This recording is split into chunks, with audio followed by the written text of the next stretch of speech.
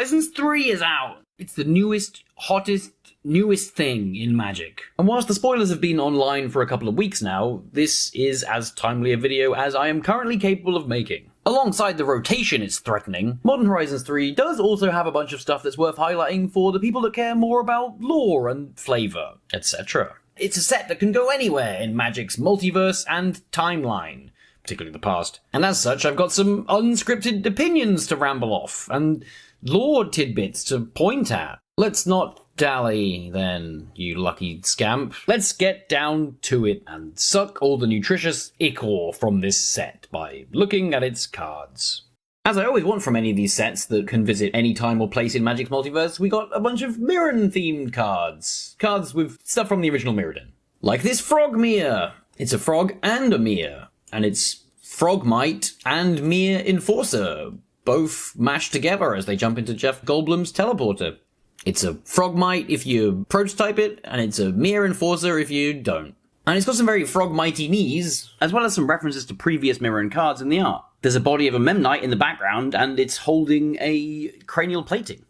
But the body is clearly referencing my lesser preferred of the two Mir Enforcer arts. The body of this Frog Mir looks a lot like Jim Murray's Mir Enforcer rather than Greg Staples, and I just much prefer Greg Staples' design. It looks more Mir-esque and it goes with the flavor text of being a Mir that monitors other Mir.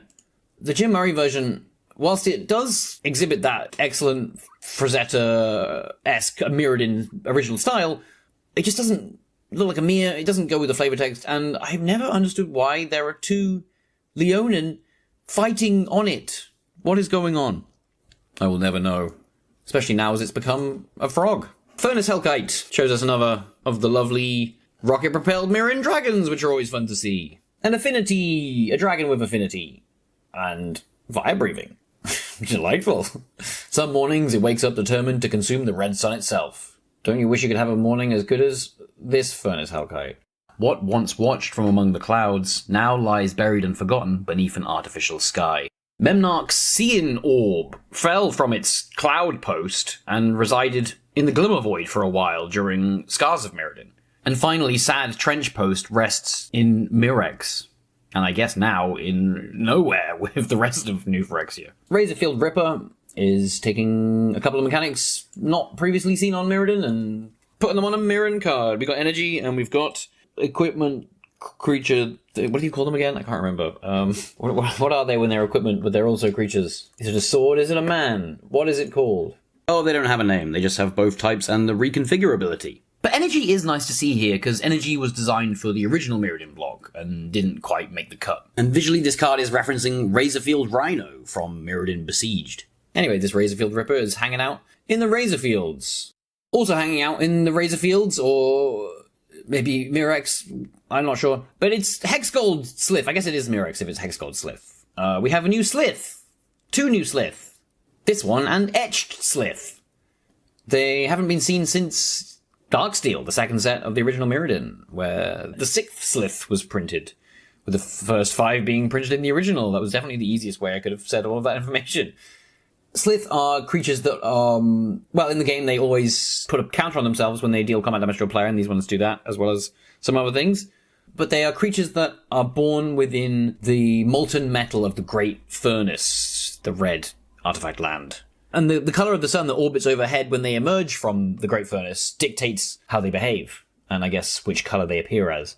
And here we have Etched and Hexgold, and they're more sort of defined by the materials they're constructed from, essentially, rather than how they act, which is what the case was for the previous ones. These almost feel like they're referencing, say, the original Mir cycle in their names. Weird.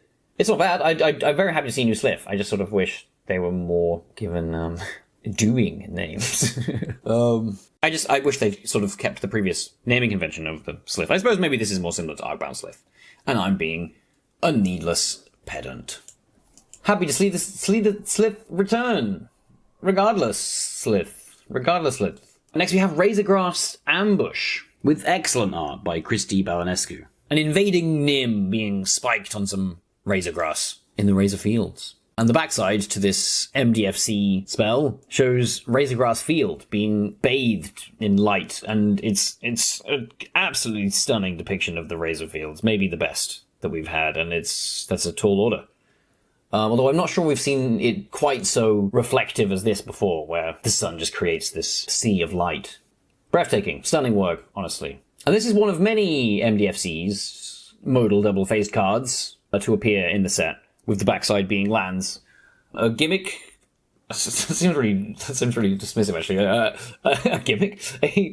A type of card that first showed up in Zendikar Rising, and have appeared in pretty much every Commander deck I've built in some form ever since. And they all provide slightly overcosted, useful, semi-generic effects on the front side and are tapped lands on the back. Or now you can pay 3 for the monocolor ones, 3 life even, sorry, for the monocolor ones to not come in tapped, which was previously just a feature of the mythic ones that appeared in Zendikar Rising. Most of these are good, if not particularly notable. I don't like it. The flavor's generally good. Maybe none of them shine for me as brightly as the gorgeous, nostalgic fields of the Razorgrass. But the flavor's generally on point for most of them. I really like the flavor of Waterlogged Teachings and its inundated archive on the backside. I just really like a drowned library as a blue-black land. That's excellent. And Disciple of Freyalise, which is, I think it might be maybe functionally identical to Disciple of Bolus. Let's check that statement for actuality now. Oh, it's nearly functionally identical. It doesn't. Disciple of Bolus doesn't have a may in its wording. Well, regardless, it does basically the same thing as Disciple of Bolus, and the pose references that card's art, which is really nice. Which I think is also true for the art for Shadowheart Dark Justiciar from Baldur's Gate 3, obviously. And you can see the same magical purple arc in the air as appears on Disciple of Bolus. What's next on the list?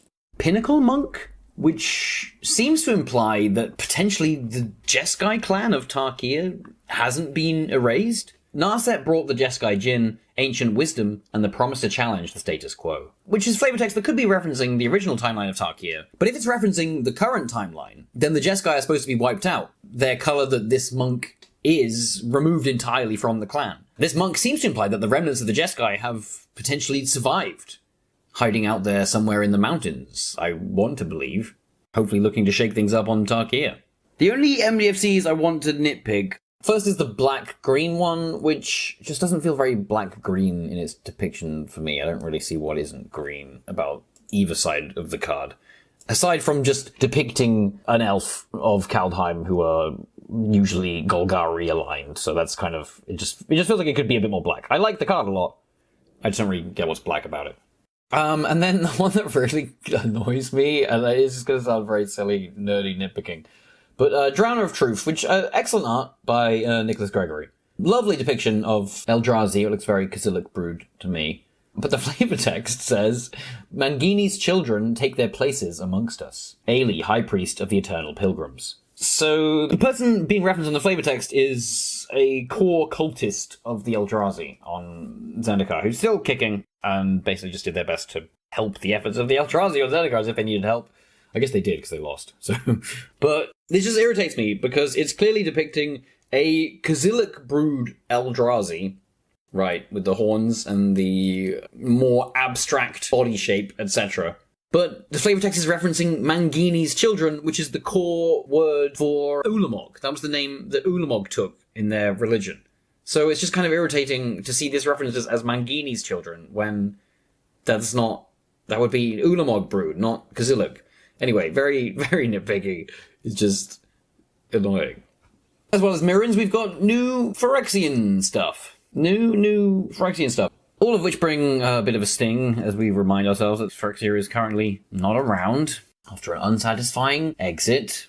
But hey, look, someone cut Wormcoil Engine in half, which is what you're supposed to do with Wormcoil Engine. But half a Wormcoil Engine can now be cut in half to 2 smaller ones.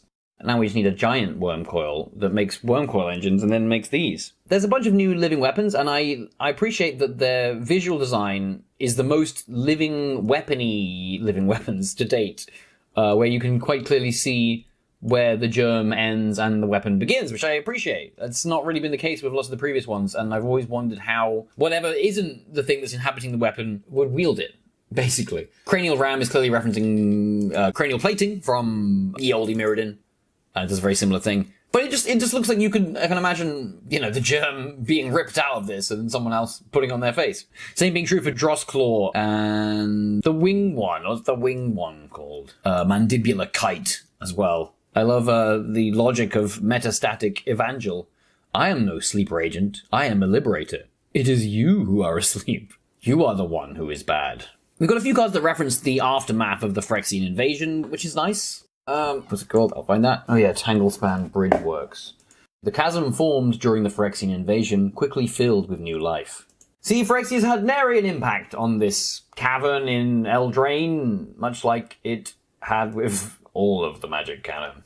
Unless you count Omen Paths, I suppose. Which I don't.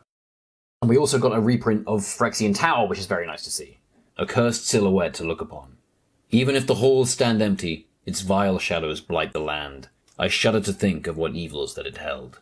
I originally thought this was just depicted on New Phyrexia because you can see more than one sun or, celestial body in the sky. But it must be depicting another world, as Koth is referencing looking at it post-Phyrexia. Koth is looking back on it reflectively, so it clearly has to be somewhere outside of New Phyrexia. Although the existence of this tower does add further confusion as to what kind of time frame the war took. Let's move on to the next bit. The Flare cycle. There's a new cycle. They all have Flare in the name, and they all are free spells that let you sacrifice creatures to cast their effects, as opposed to what other free cycles have done. Maybe this is slightly less broken for the fact that you have to lose a permanent, and it has to be non-token, which is quite good. I hate the flavor text on Flare of Cultivation. You need to expand your horizons. I hate this flavor text on a almost strictly better version of Cultivate or Kodama's Reach, two spells that are played a lot in Commander. Giving it this, you need to expand your Horizons flavor text in a set called Modern Horizons 3, for a card that is basically a functionally better reprint of hugely popular cards, feels like you're referencing the creepy exploitation of the situation, and I don't like that at all. It reminds me of It's Just Business on that Dockside Extortionist reprint. I love the basic land art in this set. All of it, basically. That wasn't a pun, or wasn't intentional. Let's find some of that basic land art. There's not a ton to say about this gorgeous basic land art, but we have a bunch of delightful basics. I think in all instances, they're all new and they're all gorgeous. 3 of each. 3 gorgeous plains, 3 gorgeous forests, etc. The full art ones, I think we call these full art, don't we? They're not borderless, they're not whatever the other things are. The full art lands all depict the Eldrazi in the background, which is fun and nice if you want Eldrazi basics, eh? That's weird. You'd think there'd be one, you'd think there'd be an Eldrazi on the snow-covered wastes full art, but there isn't. And excellent pieces, particularly this looming Emrakul I very much like on Johan Shepak's, I think, Swamp. But the non-full art ones are also just totally worth highlighting in a very classic Magic Land kind of sense. I love the stillness to all of these pieces. They are kind of just giving me nostalgia in their composition and simplicity. Excellent work. Everyone involved. Not a bad one amongst them. Kami of Jealous Thirst. Kami of Jealous Thirst. Let's look at that. The Kami are the spirits of Kamigawa, and they often represent ideas more than anything. And here, the Kami of Jealous Thirst lets us pay 4 and 1 black, and each opponent loses 2 life, and you gain 2 life. This ability costs nothing if you've drawn 3 or more cards this turn, which I kind of like. I feel like this ability is nearly very flavorful, except that it tracks how many cards you've drawn, and I really feel it should track your opponents being the Kami of Jealous Thirst. And how much more fun would it be as just a punishment on any opponent who draws, well, all your opponents when one of them draws more than 3 cards. It just seems a bit of a shame and a weird flavor fail for a creature that could have been very flavorful. Dog Umbra is funny, and Umbras are back, which is why I'm mentioning it. Umbras were enchantments that all provided totem armor that originally appeared in Zendikar. Totem armor being the Get Down, Mr. President of aura abilities. And it's also been renamed now to just Umbra armor. instead. They all sort of showed spiritual animal armor with the person riding inside, and they weren't usually as funny as Dog Umbra is, but Dog Umbra is hilarious as it shows the person running along on all fours with a boat in their mouth even, which is quite pretty good.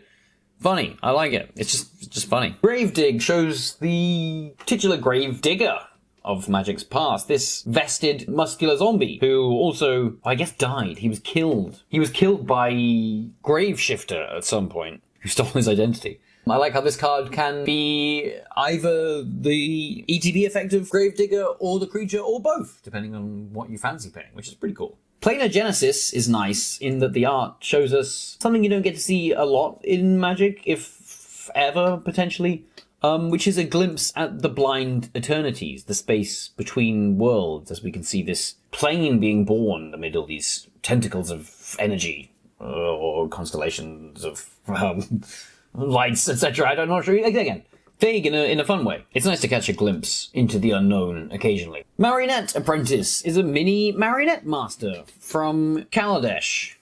An excellent card in any deck that wants to sacrifice artifacts.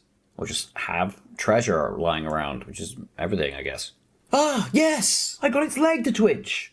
I find it really hard to believe that with the technology of Kaladesh, that it would be difficult to manipulate a small artificial spider. Like, you would need to train in this. And it wasn't just be something that, like, anybody...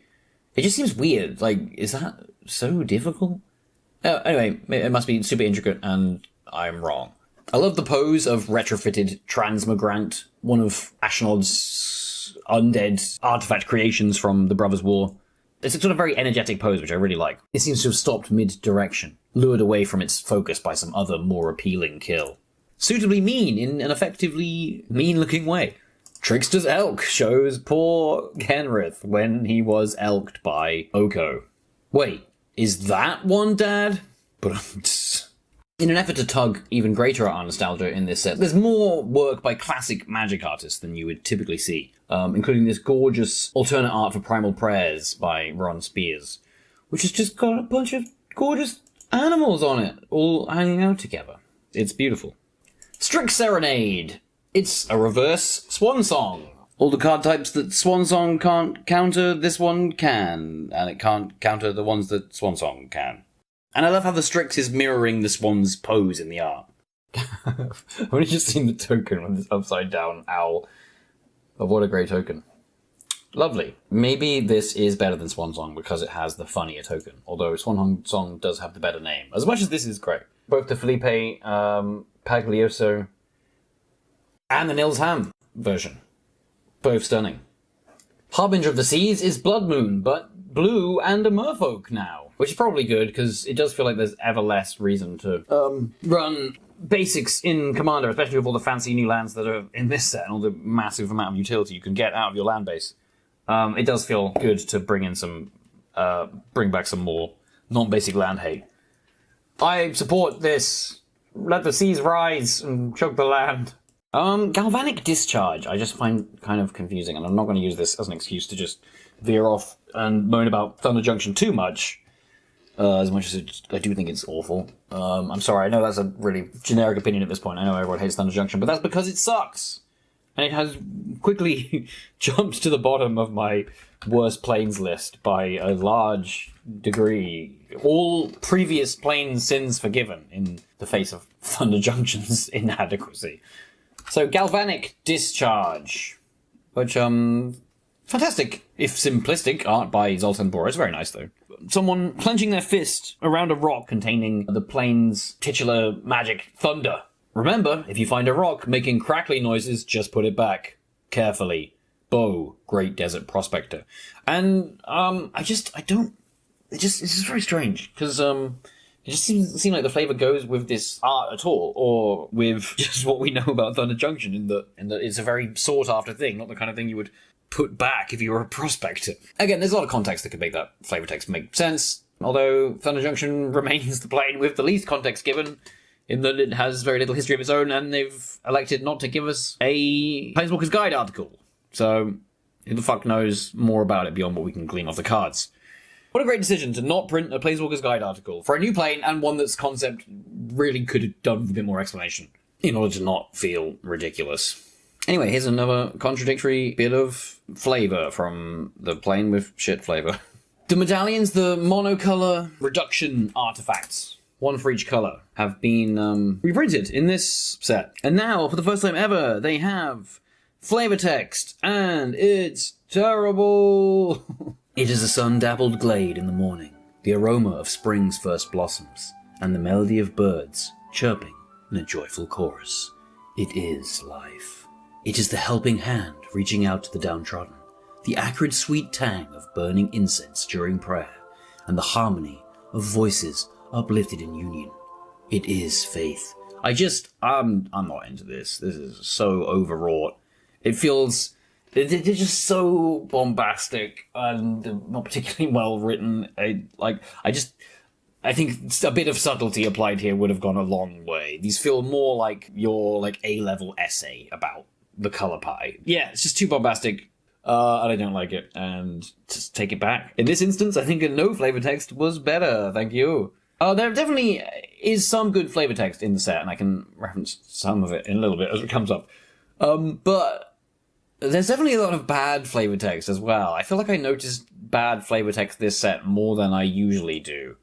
Like on consuming corruption. While crossing the mire, Lord the Sneaky found the perfect shortcut to the end of his life. This style of snarky one-liner flavor text is difficult to pull off and attempted far too often, in my opinion. It can be good when it works, but a lot of the time you get left with this.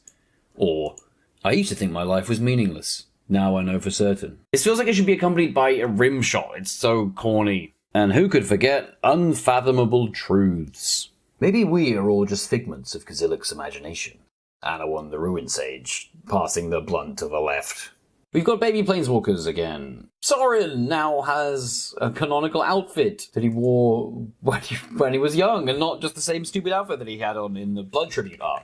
Look at baby Sorin, drowning under that giant jacket. It's excellent design, and I love that his jacket is way too big for him. Far more believable than him wearing the same thing he's always been wearing. Flage might be a contender for the worst name for a Magic character ever.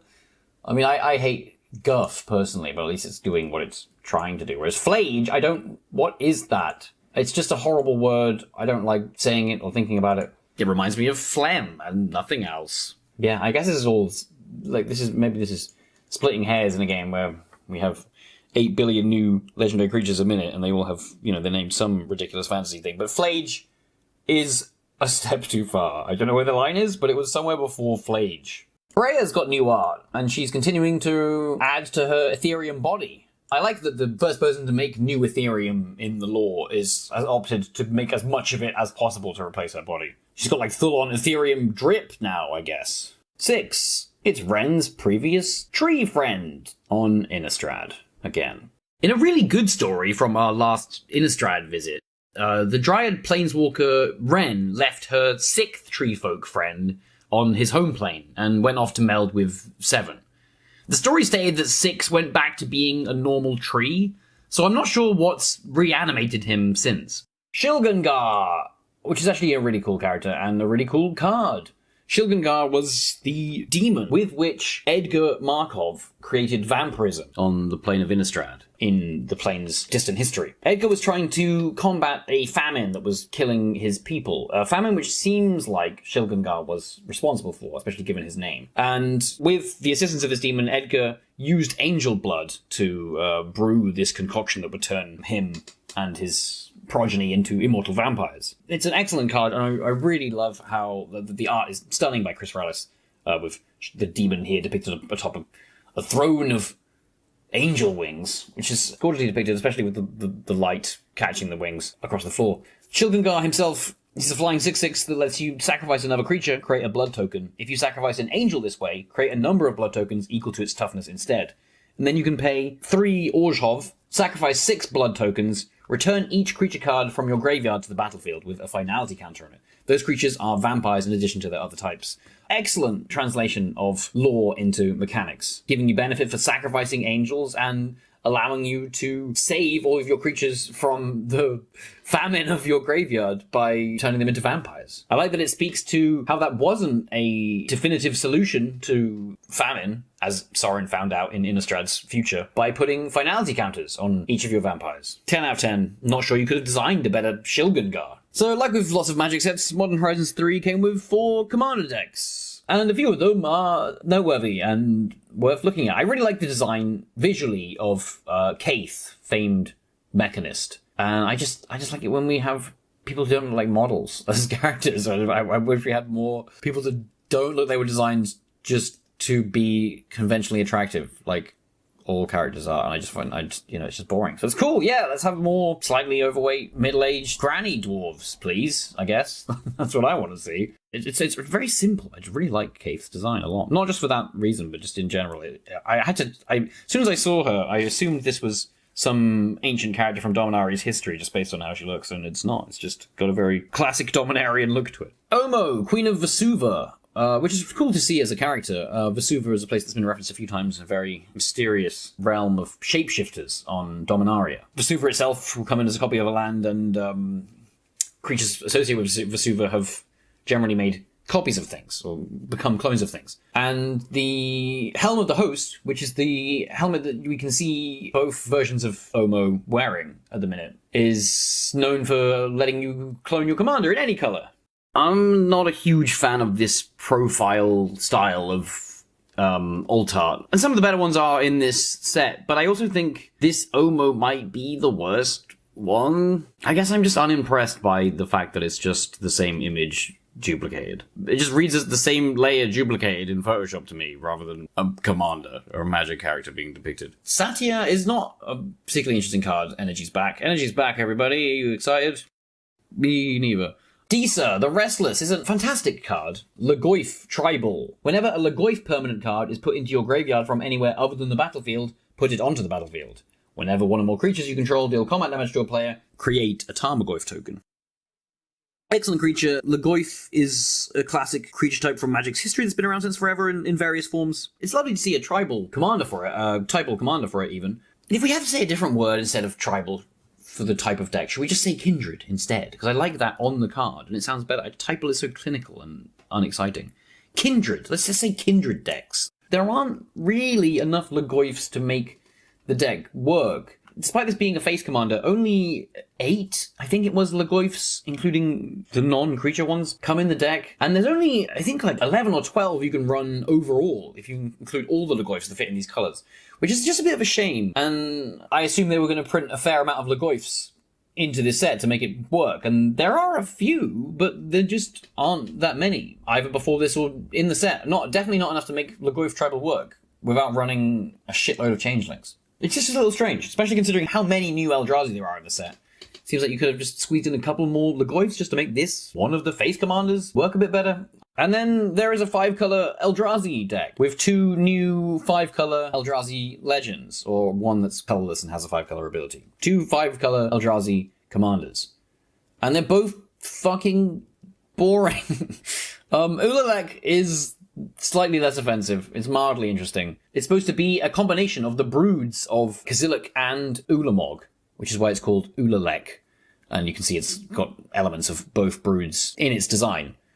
Which I think is fine visually. It's not super exciting. I think the elements of the 2 Eldrazi are mashed together quite effectively, just not in a very inspired way. Maybe I'd say it'd be critical. And also, why didn't you call it Kozilek? Come on. Ulalek Kozilek, much better. Whenever you cast an Eldrazi spell, you may pay colorless. If you do, copy all spells you control, then copy all other activated and triggered abilities you control. You may choose new targets for the copies. So it just lets you double up on Eldrazi spells, which is fine. I guess the best way to build this is to give your spells flash, and then try and create like a massive Eldrazi storm turn, which I guess will cost you lots and lots of mana, but it would be really cool to pull off. I suppose there's mildly interesting stuff to Ulalek. It's not super great. It is a bit win more, and at its most boring, it's just Eldrazi Monocon. But you can make it more interesting, given that it copies all your spells and abilities. Aslask, the Swelling Scourge, is much worse for being a far bigger disappointment. By the way, I saw there was a Pleasant Kenobi video a while ago complaining about this card specifically, And I didn't watch it because I didn't want it to affect my opinion. So I've no idea if we said similar things or not. I will watch it after I've finished making this. When Aslask, the Swelling Scourge, or another colourless creature you control dies, you get an experience counter. And then you can pay Wooburg. Creatures you control get +X/+X until end of turn, where X is the number of experience counters you have. Scions and spawns you control gain Indestructible and Annihilator 1 until end of turn.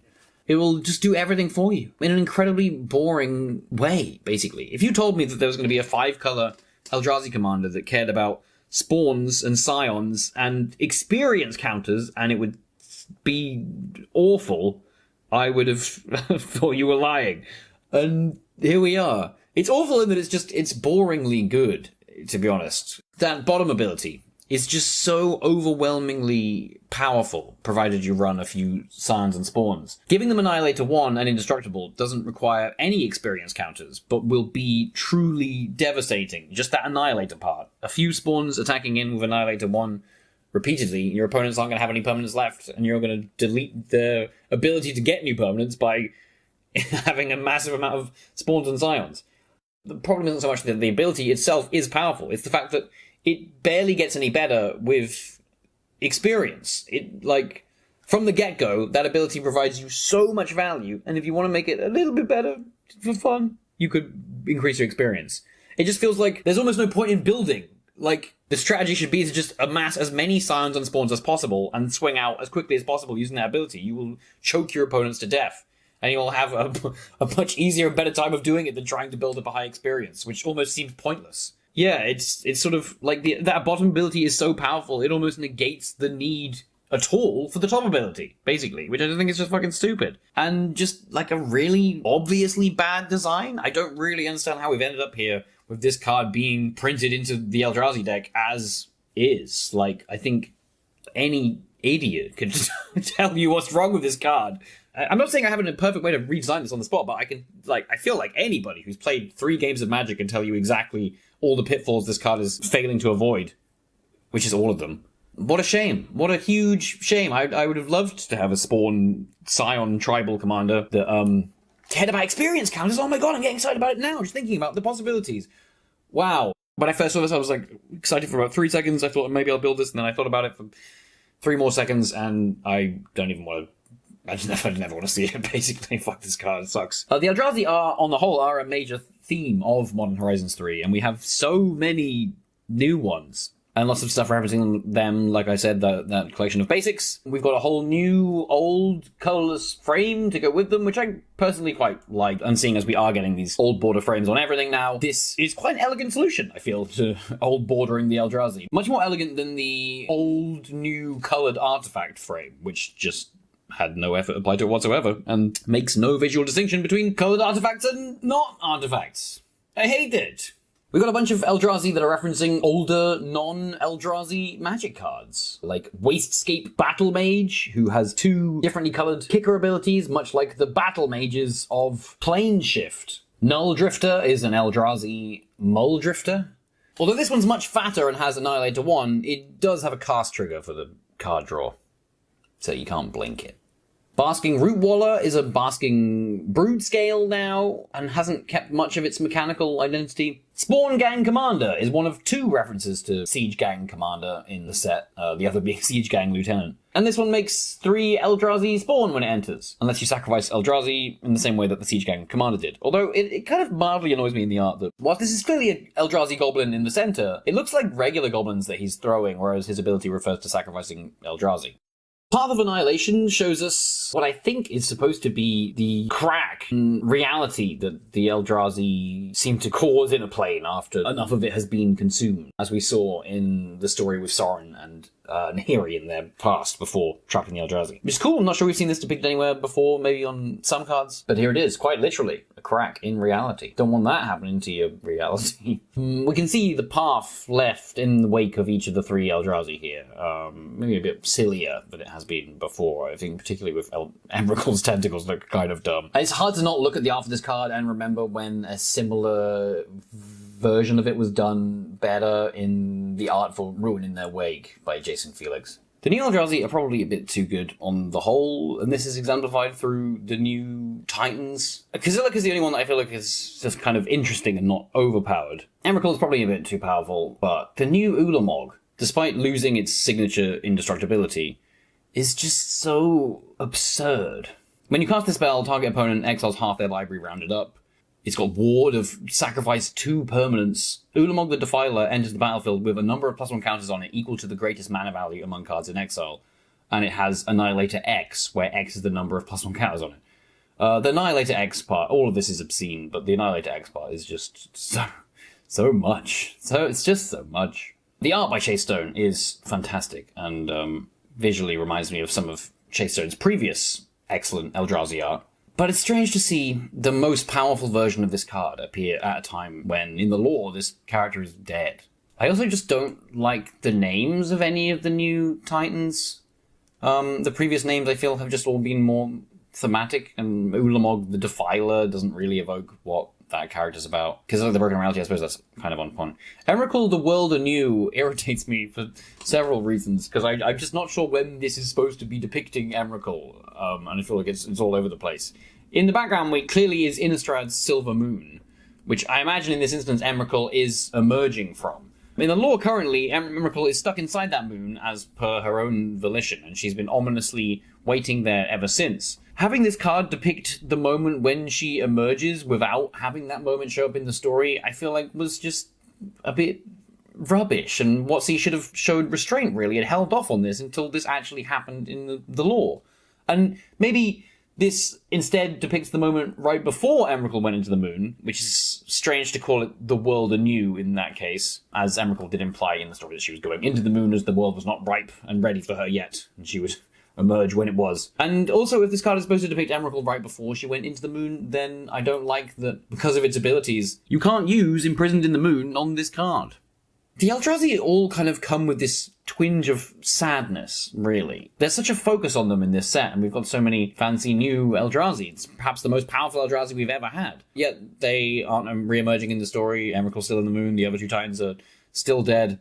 A lot of this art is referencing the conflict on Zendikar that played out over the original Zendikar block in Battle for Zendikar, and stopped at the end of Battle for Zendikar, or even characters on Innistrad being warped by the influence of Emrakul. But all of these Eldrazi, they're just depicting moments in Magic's past. And it's fine, and it's nice to see, but it's not offering anything new, even in the presentation of the Eldrazi. There's a few instances where this isn't true, like with Emrakul's Messenger, which has bad flavor text, but it's nice to see a creature type that doesn't exist either on Innistrad or Zendikar being Emrakul. That's a word. Emrakulized. Implying perhaps this is a moment in either of Magic's future or Magic's past, because the Eldrazi have been implied to be around for millennia, so there's definitely lots of other worlds that have been consumed in one way or another by their influence. And it's just kind of a shame that we have so many of them just depicting scenes that play out like previous Magic scenes we've already seen. There are a few exceptions to this. Hopeender Coatl and Wumpus Aberration, creatures that don't appear on worlds that we've seen warped by the Eldrazi. And they just made me wish this had been the direction they'd gone, and perhaps we could have seen snippets of tales of previous Eldrazi invasions play out across these cards. Instead of republishing all the lore articles from the previous Eldrazi blocks, we could have got a Core Set 2019 style story wherein that set, despite being similar in flavor construction, focused on the history of Nicol Bolas and his dragon kin in the lead up to War of the Spark. Sage of the Unknowable speaks to this idea, and I love the art here by Josu Hines. We've got a human wizard who can add colorless and spend it only to cast colorless spells or activate an ability. So we can see from the get-go they have an affinity for the mana associated with the Eldrazi. Someday we will walk the blind eternities and see the truths that lie beyond the stifling veil of reality.